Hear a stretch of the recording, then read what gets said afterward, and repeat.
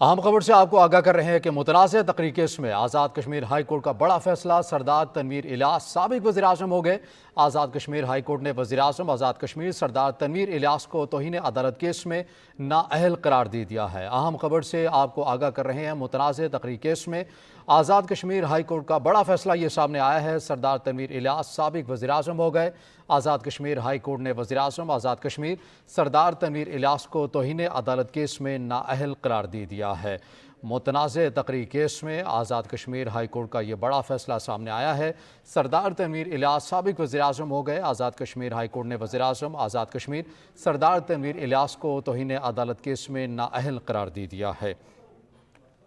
اہم خبر سے آپ کو آگاہ کر رہے ہیں کہ متنازع تقریر کیس میں آزاد کشمیر ہائی کورٹ کا بڑا فیصلہ، سردار تنویر الیاس سابق وزیر اعظم ہو گئے۔ آزاد کشمیر ہائی کورٹ نے وزیر اعظم آزاد کشمیر سردار تنویر الیاس کو توہین عدالت کیس میں نااہل قرار دے دیا ہے۔ متنازع تقریر کیس میں آزاد کشمیر ہائی کورٹ کا بڑا فیصلہ، سردار تنویر الیاس سابق وزیر اعظم ہو گئے۔ آزاد کشمیر ہائی کورٹ نے وزیر اعظم آزاد کشمیر سردار تنویر الیاس کو توہین عدالت کیس میں نااہل قرار دے دیا ہے۔ اہم خبر سے آپ کو آگاہ کر رہے ہیں کہ متنازع تقریر کیس میں آزاد کشمیر ہائی کورٹ کا یہ بڑا فیصلہ سامنے آیا ہے۔ سردار تنویر الیاس سابق وزیر اعظم ہو گئے ہیں۔ آزاد کشمیر ہائی کورٹ نے وزیر اعظم آزاد کشمیر سردار تنویر الیاس کو توہین عدالت کیس میں نااہل قرار دے دیا ہے۔ اس صورتحال کے اوپر بات کریں گے، executive director news S T V Mohsin Raza sahab نے ہمیں جوائن کیا ہے۔ محسن صاحب بہت شکریہ۔ کہیے گا، یہ آزاد کشمیر ہائی کورٹ کا بڑا فیصلہ یہ سامنے آیا ہے جس میں وزیر اعظم آزاد کشمیر انہیں نااہل قرار دے دیا گیا ہے، کیا کہیں گے اس پر؟ ہم کوشش کریں گے دوبارہ ان سے رابطہ بحال ہوئے۔ اہم خبر سے آپ کو آگاہ کر رہے ہیں متنازع تقریر کیس میں آزاد کشمیر ہائی کورٹ کا بڑا فیصلہ سامنے آیا ہے۔ سردار تنویر الیاس سابق وزیر اعظم ہو گئے ہیں۔ آزاد کشمیر ہائی کورٹ نے وزیر اعظم آزاد کشمیر سردار تنویر الیاس کو توہین عدالت کیس میں نااہل قرار دے دیا ہے۔ متنازع تقریر کیس میں آزاد کشمیر ہائی کورٹ کا بڑا فیصلہ یہ سامنے آیا ہے۔ سردار تنویر الیاس سابق وزیر اعظم ہو گئے۔ آزاد کشمیر ہائی کورٹ نے وزیر اعظم آزاد کشمیر سردار تنویر الیاس کو توہین عدالت کیس میں نااہل قرار دے دیا ہے۔ ہمیں جوائن کیا ہے سینئر اینکر پرسن امیر عباس صاحب نے۔ عباس صاحب بہت شکریہ وقت دینے کے لیے۔ آپ کیسے دیکھتے ہیں اس فیصلے کو؟ یہ بڑا فیصلہ ایک سامنے آیا ہے۔ جی بہرحال اسلام آباد سے نااہلی کا سفر شروع ہوا تھا، یہاں تو ابھی تک کوئی ایسی نااہلی ہوئی نہیں، لیکن آزاد کشمیر کا وزیر اعظم ضرور نااہلی کی بھینٹ چڑھ گیا ہے۔ عدالتوں کا احترام واجب ہے، لازم ہے، اور وزیر اعظم کے منصب پر فائز شخص سے تو آپ توقع نہیں کر سکتے کہ وہ عدالتوں کے ساتھ ٹکراؤ کی طرف جائے۔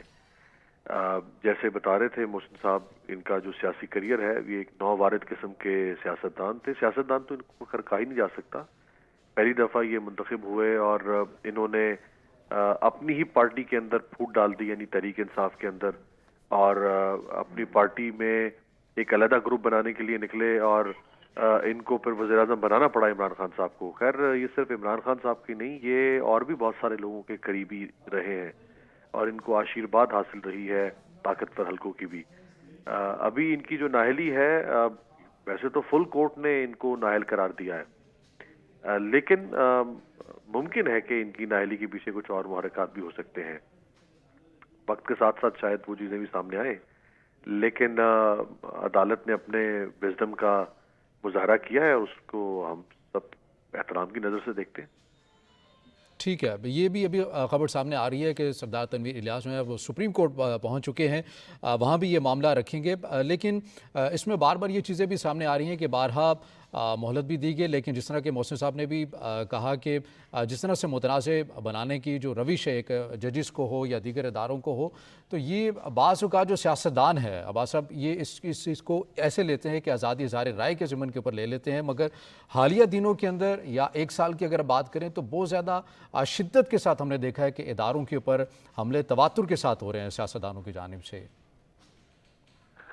جی ہاں، خاص طور پہ جو پاکستان کی، یعنی جو ہماری قومی اسمبلی اور سینٹ میں جس قسم کا ماحول بنا، پارلیمنٹ کی جوائنٹ سیشن میں جس قسم کا ماحول بنا، بلاول نے اسمبلی کے فلور پہ کھڑے ہو کر کہا کہ سپریم کورٹ میں فرعون بیٹھے ہوئے ہیں، پھر کہا کہ سپریم کورٹ میں عامر بیٹھے ہوئے ہیں، مراد ان کی ہمارے آنریبل چیف جسٹس عمرتا بندیال صاحب کی تھی۔ پھر Maryam Nawaz truck art pant کرتی پھر رہی ہیں سپریم کورٹ کی عمارت پر پورے شہر میں جا کے، اور سپریم کورٹ کے 3 ججوں کی تصاویر آویزہ کی جا رہی ہے جلسوں میں۔ ابھی کسی عدالت نے ان کے خلاف کوئی فیصلہ نہیں دیا جسٹس مظاہر علی اکبر نقوی کے خلاف. سپریم جوڈیشل کاؤنسل نے کوئی فیصلہ نہیں سنایا. ابھی کیس کی سماعت شروع نہیں ہوئی سپریم جوڈیشل کاؤنسل میں.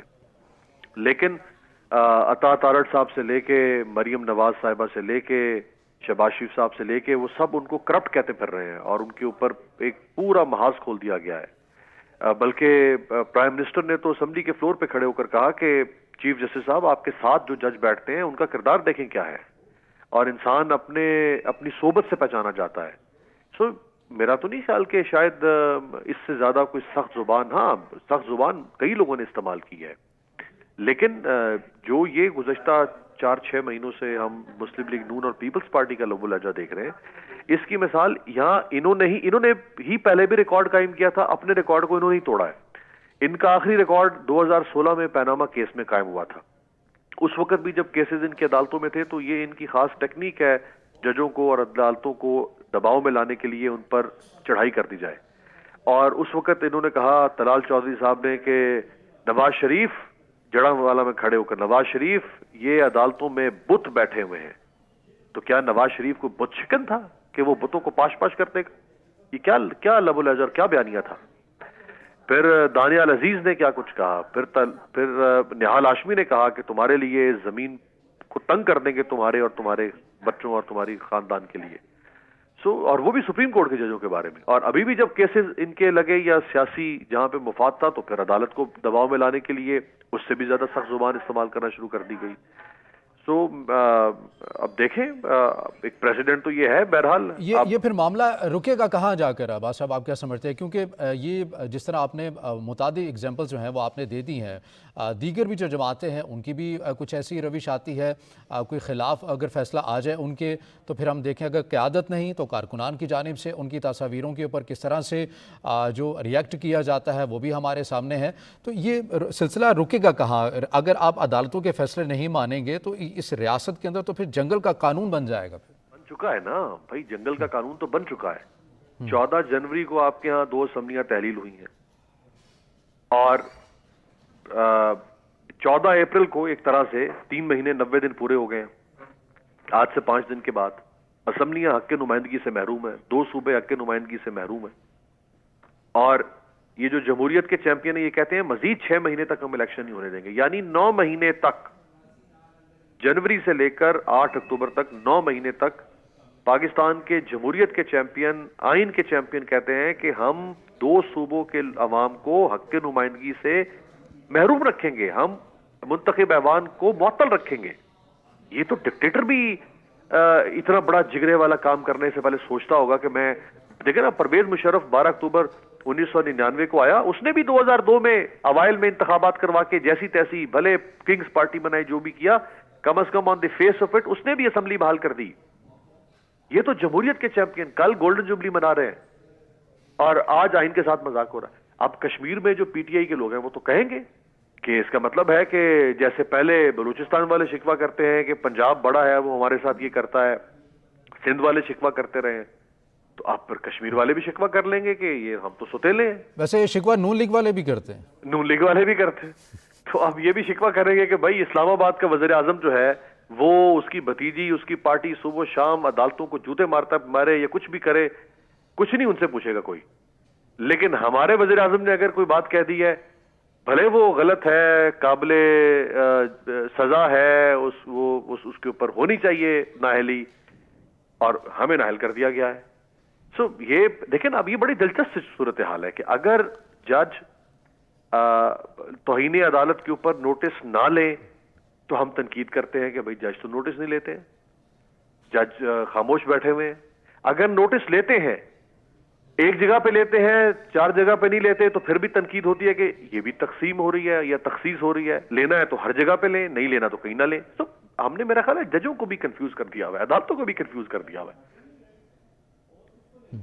ٹھیک ہے، اور یہ تمام معاملہ جس طرح کی جو ڈیبیٹ ہے یہ عدالتوں کے اندر گئی، یہ بھی ایک اپنی جگہ پر بحث عباس صاحب موجود ہے کہ سیاستدان چونکہ جب آپس میں نہیں بیٹھتے ہیں تو تمام چیزیں پھر عدالتوں کے اندر گئی ہیں، حالیہ دنوں کے اندر متعدد بار چلی گئی ہیں، ماضی بھی ایک سلسلہ رہا ہے، تو پھر سیاستدانوں نے تو اپنا کام نہیں کرنا ہے، ججز جو کر رہے ہیں ان کے پر بھی تنقید ہوتی ہے۔ کل جس طرح ایک جسٹس قاضی فائز عیسیٰ سے متعلق آپ نے دیکھا کہ وہ کنونشن میں شریک ہوئے، اور جس طرح اس کے بعد جو ٹرینڈ چلائے گئے، جس طرح کی چیزیں کی گئیں، تو پہلے اداروں کو خود ہی یہاں پر بلایا جاتا ہے، اسمبلیاں تحلیل کی جاتی ہیں، پھر خود ہی درخواستیں بھی دی جاتی ہیں، اور پھر خود ہی جو معاملہ ہے پھر تنقید ججز کے حوالے سے بھی آ رہا ہے۔ آپ بالکل درست کہہ رہے ہیں کہ کنفیوز کر کے رکھا ہوا ہے پورے ادارے کو بھی۔ میں تو سمجھتا ہوں کہ حالات سیاسی طور پہ بہت ناگفتہ بے ہو چکے ہیں، اور حکومت وقت کے اوپر بہرحال حکمت کا، بردباری کا، تدبر کا مظاہرہ کرنے کی ذمہ داری زیادہ عائد ہوتی ہے۔ اپوزیشن تو ہوتی شریر قسم کی ہے نا، اپوزیشن نخرے بھی کرتی ہے، اپوزیشن شرارت بھی کرتی ہے، اپوزیشن شور بھی مچاتی ہے، اور یہ ہمارے ہر دور میں اپوزیشن نے یہ کام کیا۔ جیسے خود آج کی حکومت جب پی ڈی ایم کا پلیٹ فارم انہوں نے بنایا، دیکھیں نا 25 جولائی 2018 کو الیکشن ہوا، 26 جولائی کو اگلے ہی دن یہ کھڑے ہو گئے سارے۔ وہ بڑی یادگار تصویر ہے جس میں ساری لیڈرشپ کھڑی ہوئی تھی، اور انہوں نے کہا نہیں مانتے ہم الیکشن، یہ سلیکٹڈ ہے۔ وہ دن اور 9 اپریل 2022 کا دن، ایک دن بھی انہوں نے سکون سے نہ خود بیٹھے نہ حکومت کو چلنے دیا۔ تو رائٹ تھا ان کا، اپوزیشن تھی، بالکل ٹھیک ہے، وہ صحیح کر رہے تھے، یہی کرتی ہے اپوزیشن۔ ہم اس وقت بھی ان کے اس حق کے ساتھ تھے۔ میں نے تو جا کے پی ڈی ایم کے جلسے کور کیے، اور ہم سمجھتے تھے کہ یہ بالکل ٹھیک ہے، ان کا رائٹ ہے پبلک ماس موومنٹ شروع کرنا، اسٹریٹ موومنٹ شروع کرنا۔ سو اگر آج دوسری پارٹی اپوزیشن میں ہے تو وہ بھی پھر اس حق کو استعمال کر رہی ہے۔ بردباری کس نے دکھانا ہوتی ہے؟ حکومت نے۔ تحمل، حکمت، دانائی، فہم و فراست کا مظاہرہ کرنا ہوتا ہے حکومت نے۔